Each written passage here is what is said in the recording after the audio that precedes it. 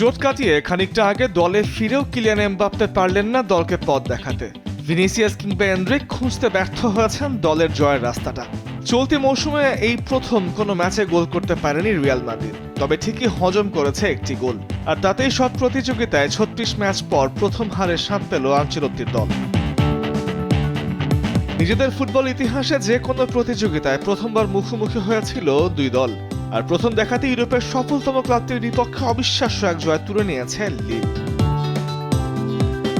চোটের কারণে থিবো কর্তোর জায়গায় মাঠে নেমেছিলেন আন্দ্রে লুলিন।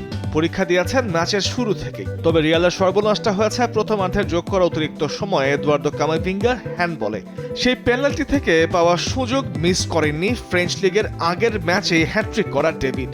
এরপর সময় গড়ালেও আর সুবিধা করতে পারেনি রিয়াল মাদ্রিদ। ১-০ গোলের ব্যবধানে ৩৬ ম্যাচ পর হারতে হয় গ্যালাক্টিকোদের।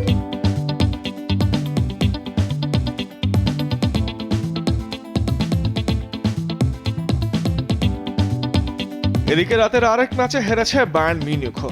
আগের ম্যাচে ডায়নামো জাগ্রেবকে ৯-২ গোলে উড়িয়ে দেওয়া দলটাই হেরে বসলো ইংলিশ ক্লাব অ্যাস্টন ভিলার কাছে। চ্যাম্পিয়ন্স লিগে ইংলিশ ক্লাবগুলোর বিপক্ষে বায়ার্নের শেষ ১০ ম্যাচে হার ছিল মাত্র একটি। জয় নিয়ে মাঠ ছেড়েছিল ৭ ম্যাচে, আর পয়েন্ট ভাগাভাগি হয়েছিল ২ ম্যাচে। ম্যাচ শেষ হবার মিনিট ১০ আগে ম্যানুয়েল নয়রের মাথার উপর দিয়ে বল পাঠিয়ে গোলটি করেন জন টুরান। তবে অ্যাস্টন ভিলার এই ম্যাচে জয় নেয় এমিলিয়ানো মার্টিনেজ। এই আর্জেন্টাইন গোলকিপার ম্যাচে মোট সেভ করেছেন ৭টি গোল।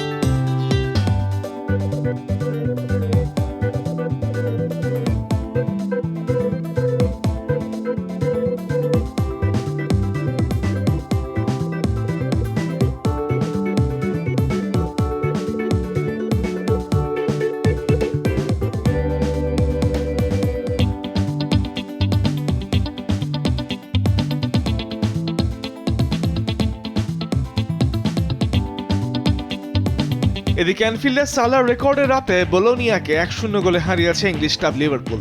ম্যাচের ১১ মিনিটে সালার অ্যাসিস্টে ম্যাকঅ্যালিস্টার এগিয়ে দেন অলরেডার। দ্বিতীয়ার্ধে গোল করেন সালার নিজেই।